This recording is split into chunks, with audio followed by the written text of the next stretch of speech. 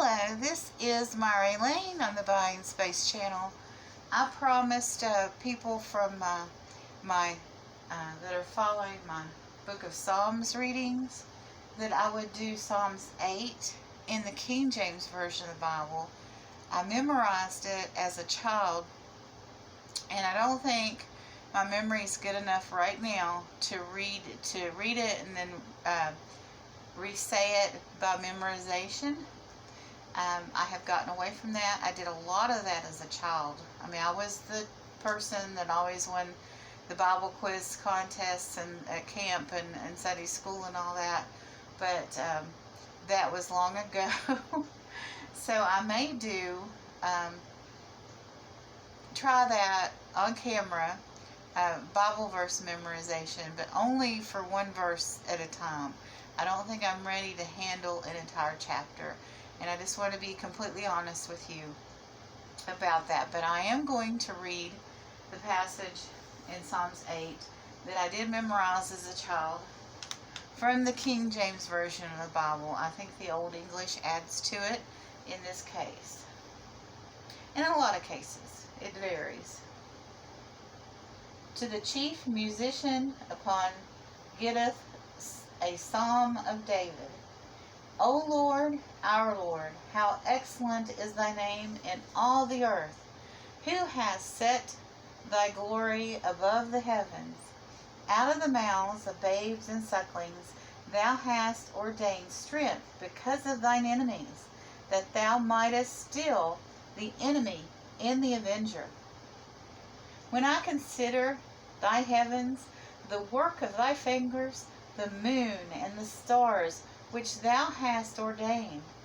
What is man that thou art mindful of him, and the son of man that thou visitest him? For thou hast made him a little lower than the angels, and hast crowned him with glory and honor. Thou madest him to have dominion over the works of thy hands. Thou hast put all things under his feet, all sheep and oxen, yea, and the beasts of the field, and the fowl of the air, and the fish of the seas, and whatsoever passeth through the paths of the seas. O Lord, our Lord, how excellent is thy name in all the earth. So the psalmist here is just really curious why God would put mankind in charge of his creation, because we are merely humans, and we are all sinners, and why would God do that for us? The answer to that question, I'm just going to say it, is we are his children. He wants us to see us happy. He sent his only son to die on the cross for us, and he loves us.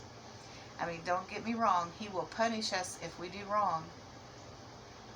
Hell is a place, it's a real place, and you have to obey.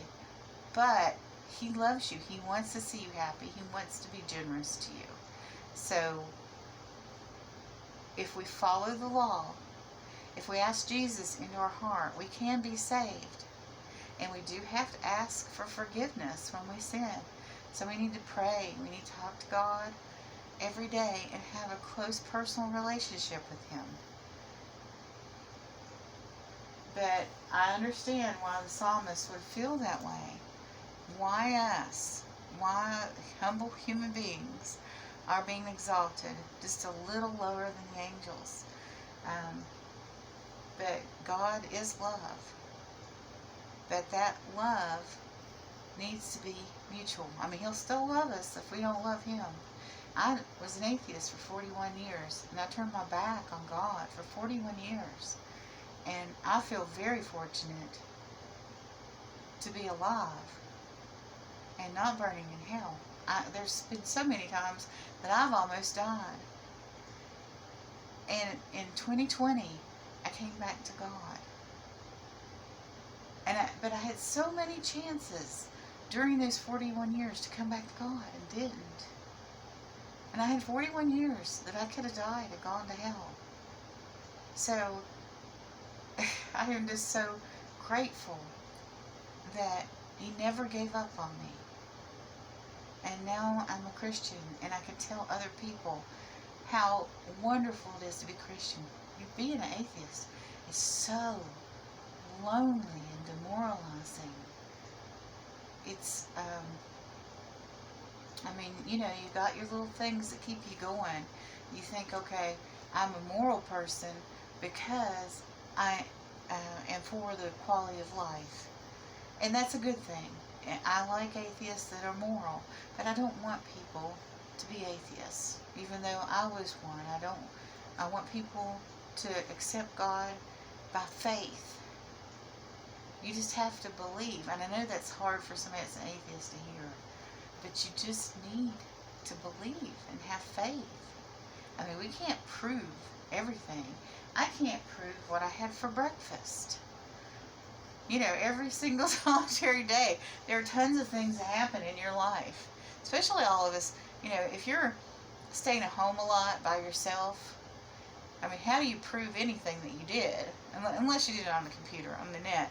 But, you know, how do you prove, you know, anything that's going on in your life? If it's not on Facebook, it didn't happen, right? So, but you can have faith and believe.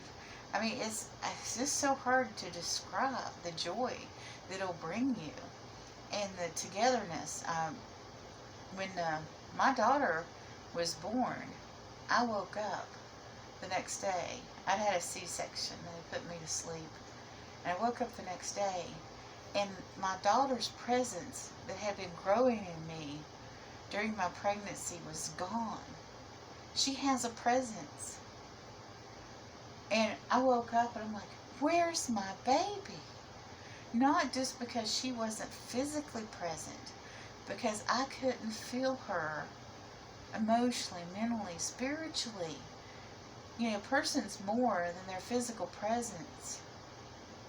And God certainly is more than that. And not to have Him in my life now is unimaginable. But please think about the path you are on and where it's going to lead. And just pray and ask Jesus into your heart. Believe. Have faith. Have a nice day.